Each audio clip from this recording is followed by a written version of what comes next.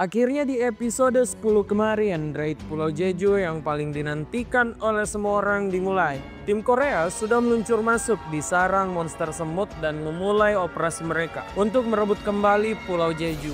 Sayangnya, hunter Jepang yang dianggap lebih baik dari hunter Korea malah menghadapi nasib naas. Healer rank S mereka langsung hilang dari bumi. Sekarang apa yang akan terjadi? Nah, untuk tahu kelanjutannya, mari kita langsung masuk ke spoiler solo leveling episode 11.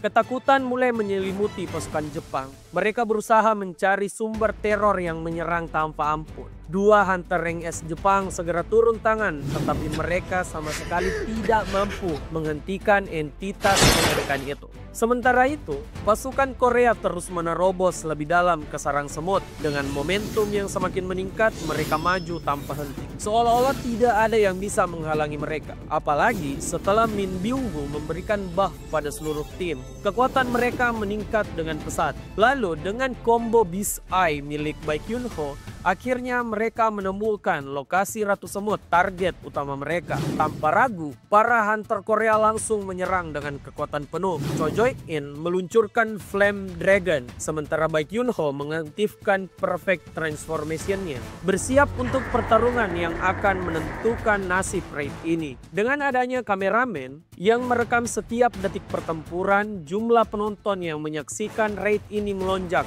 hingga 80%. Seluruh dunia menantikan akhir dari teror yang telah menghantui Korea selama bertahun-tahun. Pertarungan ini telah mencapai puncaknya. Di garis depan, Baekhyunho dan Ma Dong-wook berdiri sebagai perisai utama, menjadi tank yang sangat bisa diandalkan. Dengan dukungan Min Byung-gu yang terus memberikan penyembuhan tanpa henti, mereka mampu bertahan di medan pertempuran. Sementara itu, Choi Jong-in mengarahkan sihir apinya dengan kekuatan luar biasa, menciptakan ledakan yang dahsyat, membuat Ratu Semut panik dan meminta bala bantuan. Namun, di tengah kekacauan itu, Cha Hae-in juga telah melihat celah. Tanpa ragu, ia melancarkan serangan terakhirnya. Ratu Semut yang kehilangan fokus pun tak bisa menghindar. Akhirnya, pertarungan sengit itu berakhir dengan kematian sang Ratu Semut. Kemenangan itu seharusnya menjadi kabar baik, tapi apakah semua benar-benar selesai? Tentu saja tidak. Ketika para hunter masih larut dalam perasaan lega, tiba-tiba suasana berubah drastis. Kepanikan menyebar. Goto Ryuji dan para hunter Jepang berada di lokasi langsung menyadari sesuatu. Semua semut mulai bergerak mundur ke dalam sarang, dan kemudian para hunter Korea melihat sebuah ancaman yang jauh lebih besar. Seekor semut dengan kekuatan yang begitu dahsyat yang bisa menggetarkan seluruh Pulau Jeju di bawah langkahnya. Kengerian langsung menyelimuti medan tempur. Di hadapan monster ini, para hunter hanya bisa membeku. Cha Hae-in merasakan mual yang luar biasa, sementara yang lainnya tidak mampu bergerak sedikit pun. Semut itu berjalan perlahan mendekati tubuh ratunya. Dan saat ia menyadari kematian sang ratu, kemarahannya meledak. Tanpa peringatan, monster ini mengamuk. Gerakannya begitu cepat dan dalam sekejap Cha Hae-in menjadi target pertamanya. Dengan satu pukulan, Cha Hae-in terlempar jauh tanpa bisa melawan. Ma Dong-wook berusaha melindunginya, tapi dalam hitungan detik, Ma Dong-wook juga sudah kehilangan kedua lengannya. Semut itu terus maju. Baekhyunho dan Choi Jong-in tak mampu berbuat apa-apa. Lim Tae-gyu sang pemanah juga tak punya kesempatan. Ia dihantam dengan kekuatan brutal. Di tengah kekacauan itu, Min Byung-gu berusaha memberikan penyembuhan kepada Ma Dong-wook yang hampir kehilangan kesadaran. Namun, tindakannya malah menarik perhatian sang Raja Semut. Seketika, Raja Semut terus bergerak dan dalam sekejap mata, ia sudah ada tepat di hadapan Min Byung-gu. Dan sebelum siapapun bisa bereaksi, cakar tajamnya telah menembus tubuh sang healer. Baekhyunho yang berada di lokasi tentu saja murka melihat kondisi sahabatnya, namun tidak banyak yang bisa dia lakukan. Serangannya tidak berdampak sedikit pun. Saat itulah ia menyadari sesuatu yang mengerikan. Setiap kali Raja Semut mengalahkan manusia, ia mengambil ingatan dan kekuatan mereka. Itulah sebabnya semut ini bisa berbicara dengan bahasa manusia. Tanpa ragu, Raja Semut bertanya, Who is your king?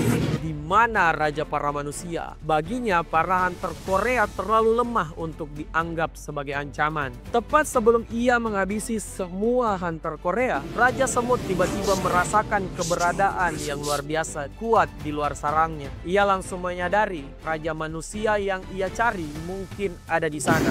Tanpa membuang waktu, ia bergegas menuju sumber kekuatan tersebut. Sementara itu, di luar sarang, situasi yang semakin kacau juga terus terjadi. Para hunter Korea memang mengalami kekalahan besar, namun di saat yang sama, Goto Ryuji, hunter terkuat Jepang, malah memiliki rencana yang lebih mengerikan. Dari awal, ternyata dia memang sengaja mengerahkan para hunter Korea masuk ke sarang semut hanya untuk dimusnahkan. Dalam percakapan melalui telepon dengan asosiasi Jepang, rencananya terungkap dengan lenyapnya seluruh hunter rank S Korea, negara itu akan melemah dan Jepang bisa mundur dari raid ini dengan keuntungan besar. Jepang akan kehilangan saingan terberatnya, yaitu Korea. Namun, sebelum ia sempat pergi, ia mendapat kejutan yang tak terduga. Monster yang telah menghancurkan para hunter Korea berdiri tepat di hadapannya. Dengan penuh percaya diri, Goto Ryuji mengklaim dirinya sebagai Raja Manusia. Tapi dalam sekejap, Raja Semut membuktikan bahwa klaim itu hanya lelucon.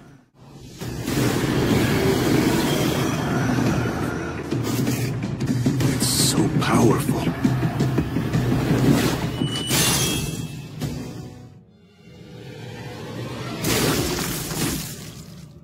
Goto Ryuji pun tamat.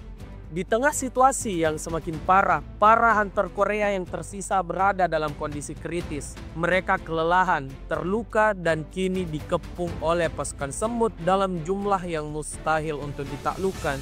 Namun di saat-saat terakhir, sebuah harapan muncul. That is the Dark Soldier. Bayangan Sung Jinwo muncul di hadapan mereka dan memberikan laporan kepada tuannya. Melihat situasi yang terjadi, Jinwo tahu bahwa sudah waktunya ia turun tangan secara langsung. Dengan Shadow Exchange, dia bersiap untuk terlibat dalam raid Pulau Jeju. Exchange.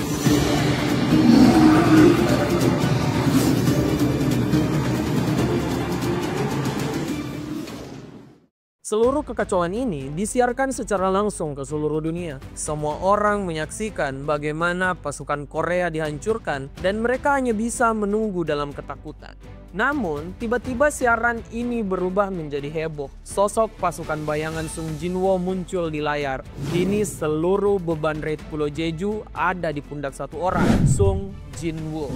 Pertempuran besar pun dimulai. Di satu sisi ada lautan pasukan semut yang haus darah. Di sisi lain, pasukan bayangan Jinwo yang siap bertarung tanpa rasa takut. Dengan Igris, Tang, dan Iron di sisinya, Jinwo maju menerjang musuh.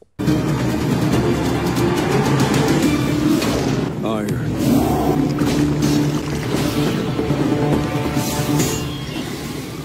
Sementara itu, Tas tetap berada di belakang untuk melindungi para hunter yang terluka. Dalam sekejap, Jinwo membalikkan keadaan. Dia tidak hanya bertarung dengan pasukannya, tetapi juga membangkitkan setiap semut yang dia kalahkan, menjadikannya bagian dari pasukan bayangannya. Sedikit demi sedikit, mereka mulai menguasai pertempuran. Setelah situasi mulai terkendali, Jinwo memberikan potion kepada para hunter yang tersisa, menyembuhkan luka-luka mereka. Namun, ada satu masalah. Cha Hae-in berada dalam kondisi kritis dan tidak ada yang bisa memastikan apakah ia akan selamat. Di tengah ketegangan tersebut, suasana tiba-tiba membeku. Sebuah kehadiran yang luar biasa kuat muncul. Raja Semut akhirnya menunjukkan dirinya. Seluruh dunia menahan napas. Inilah momen yang paling ditunggu dalam raid Pulau Jeju. Sung Jinwo versus Raja Semut. Pertarungan yang akan menentukan segalanya. Are you the king of the humans? A talking insect, eh? Seluruh kekacauan yang terjadi tidak hanya diketahui oleh pihak Korea. Hal itu juga sampai ke asosiasi hunter Jepang. Kepanikan pun melanda mereka. Goto Ryuji, hunter rank S terkuat Jepang, telah gugur. Namun, kepanikan semakin memuncak saat mereka menyadari bahwa monster semut yang mengalahkan Ryuji itu kini justru bertarung melawan seorang hunter yang asing bagi mereka. Di sisi lain, Korea Selatan, semua orang dikejutkan oleh perkembangan ini. Tapi, di antara mereka yang paling senang tentu saja Go Gun-hye. Baginya, ini adalah pertanda bahwa Sung Jinwoo telah tiba. Pertarungan antara Jinwoo dan Raja Semut akhirnya dimulai. Jinwoo menerima pukulan yang keras, bahkan membuat para hunter Korea terhempas. Raja Semut sesaat merasa telah menang, tetapi ternyata Jinwoo masih bisa berdiri dengan kokoh. Dengan skill Dominator Touch, dia memaksa Raja Semut berlutut sebelum melayangkan bogem mentah ke wajah lawannya. Namun, pukulan itu tampaknya tak berpengaruh karena exoskeleton keras yang melindungi tubuh Raja Semut. Meski begitu, Jinwoo tetap unggul. Setiap kali Raja Semut mencoba menyerang, Jinwoo dengan mudah melancarkan pukulan balik. Keduanya bertarung dalam duel tangan kosong yang spektakuler. Dalam pertempuran pukulan yang brutal, keduanya terpental, tapi Jinwoo yang lebih dulu bangkit langsung memberikan serangan telak ke lawannya. Terdesak, Raja Semut mengeluarkan senjata terakhirnya. Lidahnya berubah menjadi belati beracun yang mematikan. Dengan keyakinan penuh, Raja Semut mencoba melancarkan serangan akhir. Tapi ada satu masalah besar bagi dirinya. Racunnya sama sekali tidak terpengaruh pada Jinwoo. Dengan cepat, Jinwoo kembali mendaratkan pukulan kuat ke tubuh Raja Semut. Pertarungan 1 lawan 1 ini jelas menguntungkan Jinwoo. Namun di sisi lain, Cha-Hae-in yang terluka parah masih membutuhkan pertolongan segera. Jinwoo pun harus menyelesaikan pertarungan ini secepat mungkin. Menyadari situasi semakin buruk, Raja Semut mengubah strateginya. Dia mengeluarkan sayapnya dan meningkatkan kecepatannya ke level maksimum. Pertarungan kini berubah menjadi duel kecepatan.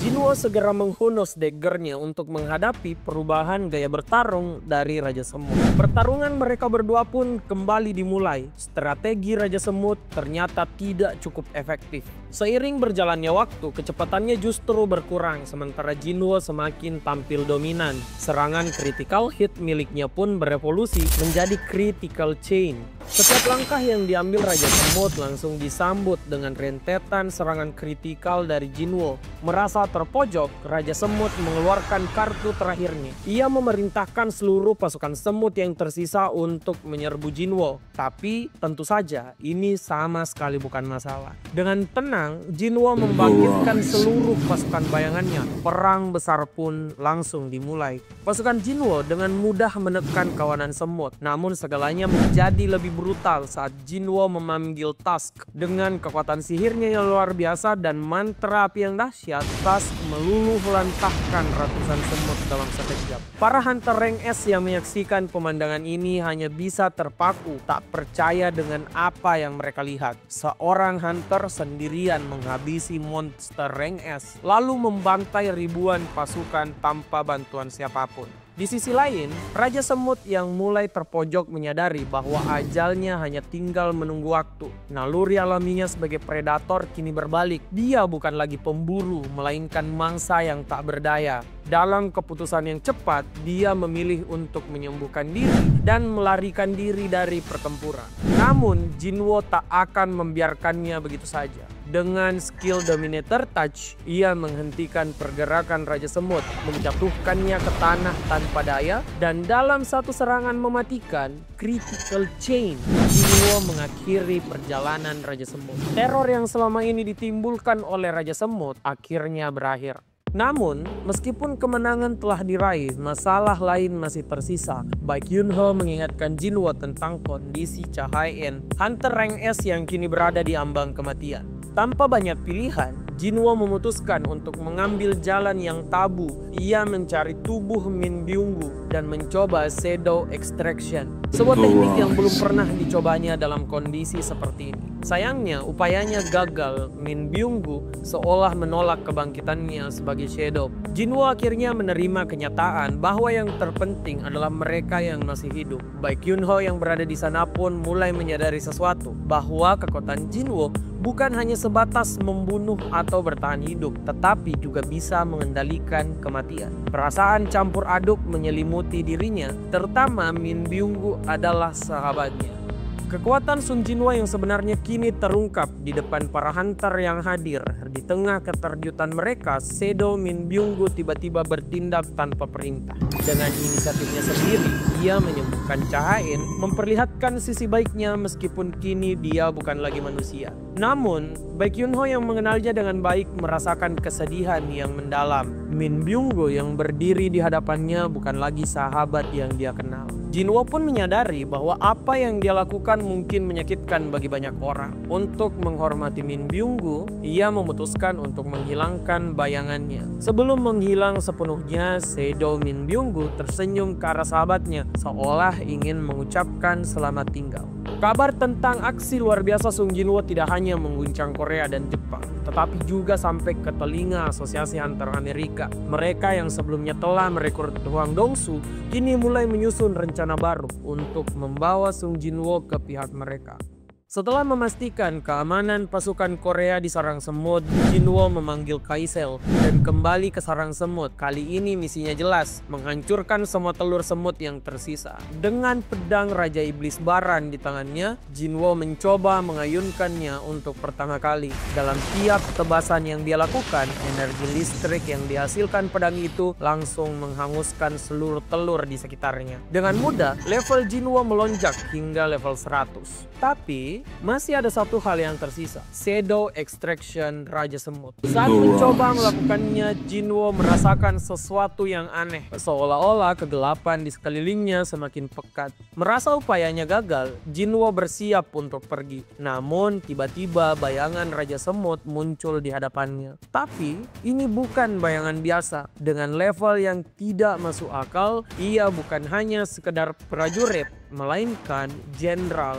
Raja Semut bukanlah bayangan biasa begitu ia dibangkitkan. Ia langsung mampu berkomunikasi dengan Jinwoo dengan lancar, bahkan meminta sebuah nama secara langsung. Jinwoo pun memberinya nama Biru, Shadow pertama yang menerima pangkat jenderal dalam pasukan bayangannya. Namun selain Biru, Jinwoo juga membangkitkan Ratu Semut dengan pangkat yang sama. Sayangnya meskipun telah menjadi Shadow, Ratu Semut masih memiliki kendali atas pasukan semut yang tersisa, yang berpotensi mengacaukan koordinasi mereka. Biru menjelaskan bahwa Ratu Semut tidak bisa dimanfaatkan karena tanpa tubuh fisik dia tidak bisa lagi bertelur. Menyadari hal itu, Jinwoo akhirnya membatalkan kebangkitan Ratu Semut. Setelah Jinwoo bertanya kepada Biru mengenai jumlah pasukan semut yang masih hidup, Biru memperkirakan bahwa sekitar 4.000 semut berhasil bertahan dan kini telah berpencar ke berbagai arah. Jinwoo sadar bahwa memburu mereka satu persatu akan sangat sulit dan memakan waktu lama. Karena itu, ia memberi tantangan kepada Biru untuk menghabisi seluruh pasukan Raja Semut yang tersisa. Tanpa ragu dan dalam sekejap mata, Biru melesat ke medan perang, siap melaksanakan perintah tuannya. Setelah raid Pulau Jeju selesai dan direkrutnya Biru masuk dalam pasukan bayangan, sampai sini dulu spoiler episode 11, dan episode berikutnya itu adalah episode terakhir dari Solo Leveling Season 2. Tetap ikuti kami dalam konten-konten berikutnya yang tentu saja akan masih menarik. Atau kamu punya saran konten untuk kami? Coba sebutkan di kolom komentar.